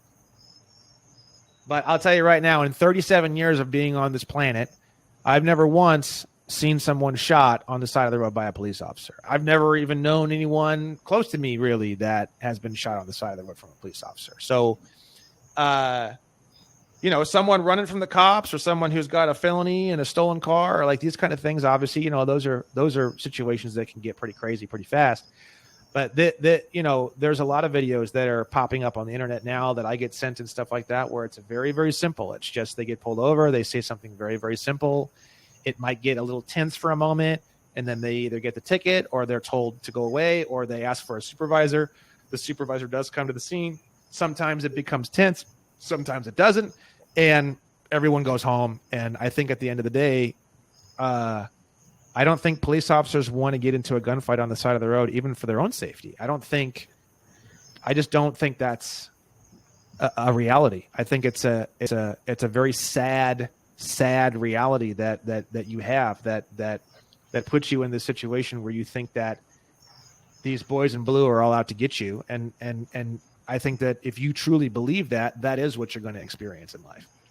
Oh, they're just revenue. They're there to No, I understand that, but what I'm saying is that if you really believe that they're all out to get you and they're all road pilots and they're going to steal all your shit, I don't know how much you believe about spirituality and the way the universe works, but chances are you're sort of, it's a self-fulfilling prophecy. You're creating and manufacturing your own reality, my friend. I mean, that is your reality. You will experience the reality of which you believe is real to some degree or another. You can actually control other people's minds through your own ideas and your own reality to some degree. So let me change the subject. Do you carry insurance on your car or truck? I'm working on an indemnity bond, so I'll be self-insured, which is part of the codes. But for now, I do carry insurance, yes, but just for like a personal reason, not for legal reasons. I could care less about that. All right, well, we'll see what happens. I'll probably see you in maybe another year or so. I mean, the way you're going right now, advertising and stuff, you spend a lot of money on advertising, right? Not yet, but I have intentions to, yes. I want to give away all this information for free and just make sure people have the information. I'm not telling people what to do. I'm just telling them. I know, but you understand you're still going to be liable for your information, right? No, because I'm not located in the United States. I set myself up before I started all this on purpose, my friend. Yeah. The government's not going to care where you determine to be located. They do care. They're going to go to wherever you are. No, they follow these Go things. to your geographical... They follow these codes, my friend. I think the big difference between you and me is you think that they don't care about any of these codes. They do. They do care about these codes. This is a religious group, and they have religious texts. And I'm telling you right now, from my experiences, every single time you run into an encounter that doesn't go the way that you think it should have gone, or that goes in some weird way, chances are you're missing something from their codes.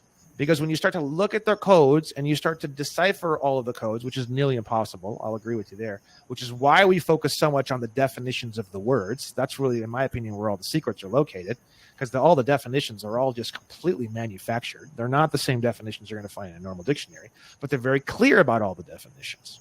They're clear. Every single word is defined in all of the titles.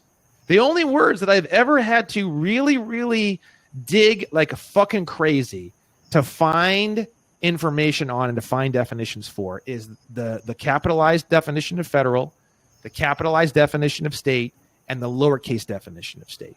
Okay. And a lot of that information I found in the slaughterhouse cases, I had to go in and I had to really dig to try to figure that out, because the definitions in the United States Code are extremely vague about those particular terms. Everything else is clear as day, bro. Clear as fucking day. Well, when you bring U.S. code into state court, they're gonna ignore you. They don't care about you. It's okay. It's okay because the state, anything you find in the USC, you're going to find in the state code, just maybe a little bit, and when you go barely different. And when you're indicted and you're in federal court, they don't care about your definitions either. There, so, they do. I mean, I'm using their own definitions from their own titles, their own statutes. They do care. They're not going to agree with you. The difference between you and me is that if you were right, it would be total, utter lawlessness in this entire country. Total mayhem, absolute anarchy. You seem like you're an anarchist because you already said at the beginning. I'm assuming this because you already said like I don't give a fuck if the thing crumbles. So it sounds to me like you're probably more on the anarchist side of the equation. If what you were saying was true, we're already in an anarchy. So what's the fucking problem, Mike? You're at home, bro. Congratulations. My only problem is you getting somebody hurt. That's my problem. That's it. So in a year and a half, I don't have any. The same thing that fucking Yeager said. Same thing that fucking Yeager said. I don't want to see people get into a group, follow one person, one set of ideas, and then everybody gets brought down. You're putting yourself in their system by following all the same paperwork. You're being classified as a sovereign citizen, whether you like it or not. Okay, and you're going to be. That's it. That's what they do. I was classified as a sovereign citizen because I made a mistake on a piece of paperwork. I mean, it's just what they do. In a year and a half, Mike, I'm going to tell you the same thing I told Yeager. Go into all my shit. Go into the fucking Telegram groups talking about me. Go into my own shit, other people's shit. Look up information about me. Find out what people are having success, what people are not having success, and what people are getting in trouble. And you can say, cool. Look, you want to do it, do it. If you got nothing to lose, if you don't have responsibilities, you don't have kids, you don't have to worry about being thrown in a jail cell. And Mike, we've all got responsibilities, bro. We've got a responsibility for a fucking country here, bro. Like, do you really think our country is going in the right direction right now, Mike? Well, maybe if you vote harder, that'll solve things. I pray that you're kidding with me right now. File some special paperwork. I don't recommend anybody vote for anything. And I don't think that paperwork is necessarily, I'm very clear in all the things that I teach. I think mindset's the most important thing. Paperwork if everybody's is 5%. An ambassador, then you don't have a country anyway. You have a million different micro countries. Yes, that's correct. The United States, no, Mike, the United States is defined as located in the District of Columbia. That's one definition of the United States in one particular code. That's the USC, bro. It's right out of, you gotta be fucking kidding me. It's right out of the USC. They even tell you where it's located. One code. One section of one code. So let me ask you a question.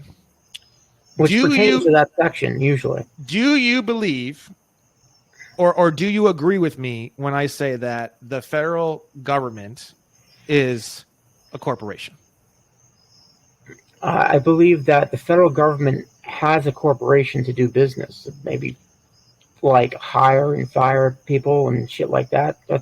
So you believe there's two sides to that government, a non-incorporated side and an incorporated side. Is that what you're saying? Possible. That's possible, yeah. Okay. Do you believe that the primary purpose and concern of the U.S. government is commercial activity?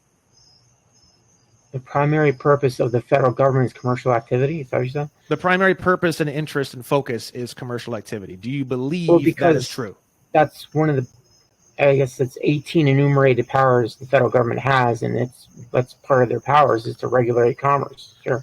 Okay. Do you believe? States.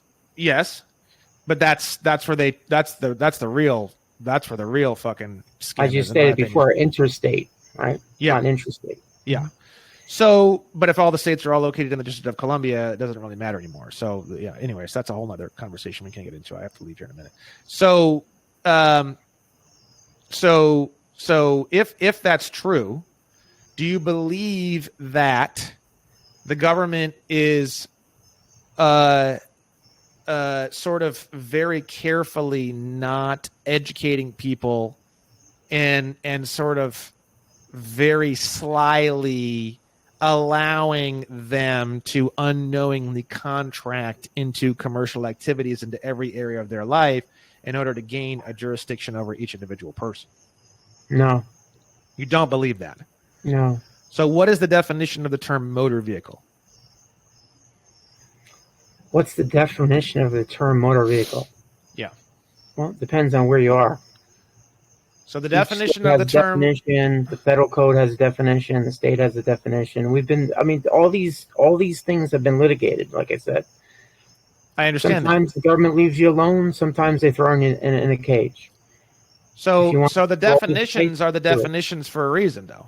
They are the definitions. They don't care about definitions so much. They do care about definitions. Otherwise, they wouldn't spend What so they much care about goddamn is your time making them actions all. more than anything else. Huh?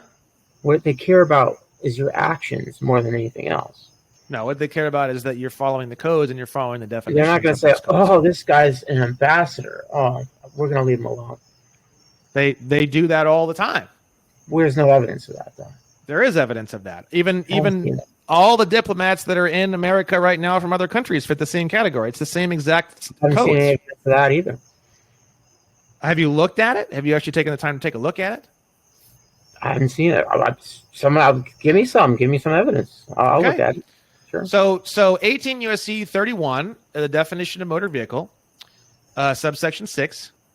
The term motor vehicle means every description of carriage or other contrivance propelled or drawn by mechanical power and used for commercial purposes on the highways in the transportation of passengers and property or cargo. That makes sense. That's a definition in regards. Now, hold on. They also have gone even farther. They've gone even farther because they care very much about definitions. Very, very much. They've gone even farther. And if you go down to subsection 10 in the same area, they have actually given you a specific definition for the term used for commercial purposes. Makes sense. The term used for commercial purposes means the carriage of persons or property for any fare, fee, rate, charge, or other consideration, or directly or indirectly in connection with any business or other undertaking intended for profit. Now, you're saying they don't care about any of this. But the thing is that all case law, everything that anyone's doing in any courtroom is, like you've said before, interpreting these various statutes. So if they're not interpreting any of these various statutes in a courtroom, thus creating case law, and they're all just completely off the rails pirates that are just stealing everybody's shit, locking everybody up and shooting everybody, then why is that not the reality that we see everywhere in every court case and in every single tribunal court and in every single courtroom? The federal definitions that you've just rattled off have to do with commerce, which the federal government has jurisdiction over between states, interstate travel. So that would make sense that they have those definitions. But people don't realize, but people are going to the Department of Motor Vehicles to get a license and registration. But we're talking about motor vehicles. The states have definitions of motor vehicles that might be different. No, it's all, I've looked at that already. It's all the same. No, it's commercial. I've looked at it too, and it's not that definition. Doesn't mention maybe in your state, in my state, it's the same exact fucking thing. My state, California, they even have a definition of the word automobile, and it literally says automobile. Well, that's true. I'm not gonna. I'm just saying it as an example. But yes, you're exactly correct.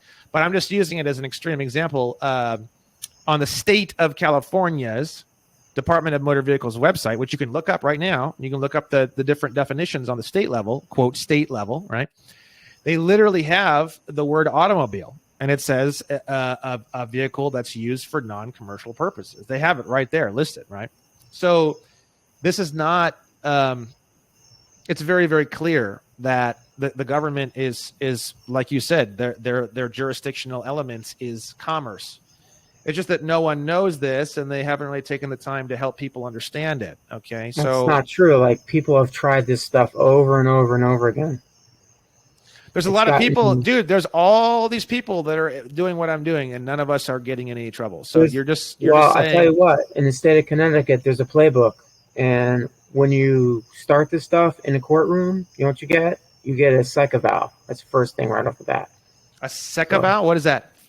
A psych eval? A psychological examination. Oh, a psych eval. Okay, fine. Okay. That's the first thing you're going to get. Okay. So how are you going to get around that? I don't know. I've never been in that situation. I don't know exactly how I would handle it. I mean, the bottom line is that I'm not just spouting off things I heard on the internet. I'm using their codes. So if they think that their own codes are insane, then they're going to label me insane, because the entire time I'm talking to the psych, I'm only going to be talking about their own codes.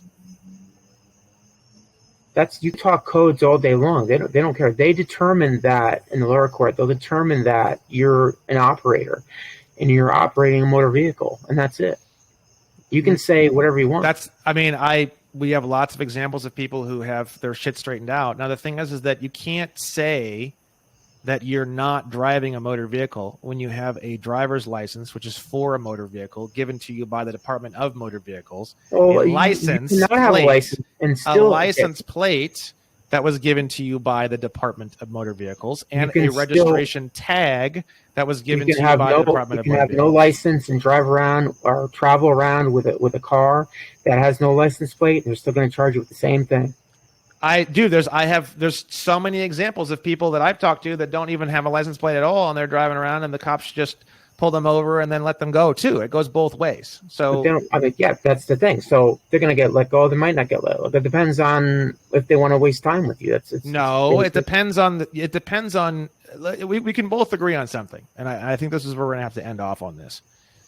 Every single instance of every single moment when you're going to be arguing with someone or dealing with someone, it specifically and exactly has to do with your own mentality, your own skill of the information, your own skill in persuasion, your own skill. I would go so far as to even use the word seduction. Your own skill, your ideas of this is just that you're just like this fucking log, and like maybe somebody will be fucking happy to talk to you today and maybe not. Maybe they woke up on the wrong side of the bed. What I'm saying is that it's the polar opposite. It's your skill, your knowledge, your understanding of the situation, your understanding of the way that human beings think, the way that they operate. Am I saying that you can walk through life unscathed? Maybe, possibly. There was 600 attempts on, I think it was Fidel Castro. 600 assassination attempts, and he lived to be 79 years old or 75 or whatever it was. So, I remember I saw a video about him just recently on Facebook, and people were like, "We heard you're walking around with a bulletproof vest and blah blah blah." He's like, "No, bitch," and he opens his shirt, and it's just fucking skin, bro. So it is. I believe that there is a spiritual side to this. I believe that your own skill determines your future, and that skill is in persuasion, communication, understanding other people, understanding the emotions of other people, understanding the codes. It's a combination of so many different aspects that I have learned being in sales and marketing for a long time. And from my experiences, if you can do those things really well, then you can market and sell really well. And if you can't, then you don't. I don't live my life as though I'm a log just drifting down this fucking river, and if the police officer isn't having a great day, he's going to start shooting at me with his pistol. I don't believe that. And the thing is that to some degree, I'm not saying necessarily like solid, but I'm saying to some degree, your own reality is what you are going to experience. That's what I think. And if you don't think that, then that's fine, because that's not really something we're necessarily going to be able to debate upon. That's more of like a deep spiritual subject that's just kind of cool. What it is. I mean, you're not going to talk your way out of an indictment. When you get an indictment, you're going to get an indictment. It's like that credit card case somebody posted today about, the win, whatever, they withdraw their case. I mean, okay, so it's a small win, but it's without prejudice. They could refile it as long as within the statute of limitations. Well, from my experience, without prejudice goes both ways, Mike, from what I've looked at. So the thing is that, what I'm planning on doing and what I plan on recommending people to do is to actually countersue. And so the without prejudice is actually good. I don't know all the details about this. The countersue is within the action. You countersue within the action, right? Anyways, fine, whatever. I'm just saying it is a win. You and I can both agree on that. I didn't post it as something that's not a win. It is a win. It's fucking awesome. That's what I mean. But that could be also just the credit card company decided it's not worth. But Mike, I could show you 1,000 different things. You're going to say the same thing to all of it because your mindset is a particular mindset, and that's okay. Whatever you're going to experience, whatever it is that your mindset says you're going to experience. So you're going to experience. The reason why you don't talk about your life, and the reason why you don't talk about the things that you are doing, is because you are hiding the things that you are doing because you have a particular mindset as to what you think is going to happen if anybody found out about it. I'm on the opposite end of the spectrum. I believe that I need to keep my skills so fucking razor sharp, and I need to be very, very, very, very open about everything. And I need to tell everybody everything that I'm doing. There's almost nothing that I do or think that isn't communicated somewhere on the internet. And here I am 2 years later, and I'm still here. And who knows? Maybe you're right. Maybe I'll be gunned down in the street tomorrow. I don't know. But the thing is that, I don't believe that's what's going to happen. I don't believe the government is this horrible, atrocious thing. I believe it needs a little adjustment. I believe the government is basically a motorcycle that doesn't run super great. You can drive it across town, but, it might die at some stoplights and get really poor gas mileage. Okay. I think that with some adjusting, such as the repealing of the 14th Amendment, I think that motorcycle can become a very, very good, well-rounded, decent running motorcycle very, very rapidly. And I would like to see that happen. If it doesn't happen, fine. But that's where I'm at, Mike. And well, you never know. You might be in jail with the Browns. You remember what happened to the Browns, right? Well, yeah, you can say maybe I'll be crowned king prince of the de jure unincorporated United States of America. I can go the opposite direction, and I can fucking go off into this fantasy wonderland just like anybody else, Mike. Sure. Okay. You can be whatever you want to be. We can be whatever we want to be. I'm going to be a fucking purple giraffe. I'm going to sit in Ohio. You know what I mean? Hey, people sign fucking tax documents stating that they live in the District of Columbia, and the government accepts that. I live in Saskatchewan. I'll sign a fucking document. Oh, okay, great. You live in Saskatchewan. Like that's the definition of naturalization. Okay. I live in Saskatchewan with wolves. You say it, right. You just naturalized. I just naturalized to Saskatchewan. So it's that you haven't received anything from the California bar.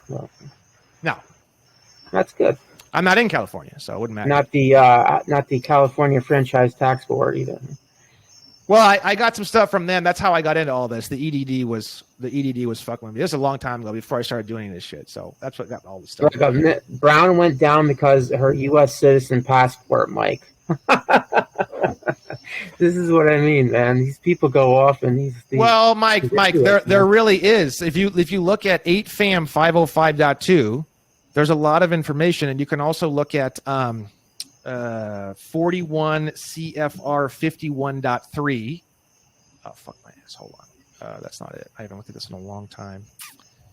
I hope I have to go literally in like 2 minutes, Mike. I hope I can find this in 2 seconds. Let me see if I can find this. It's okay. Bottom line is, he said all kinds of things. There's a section.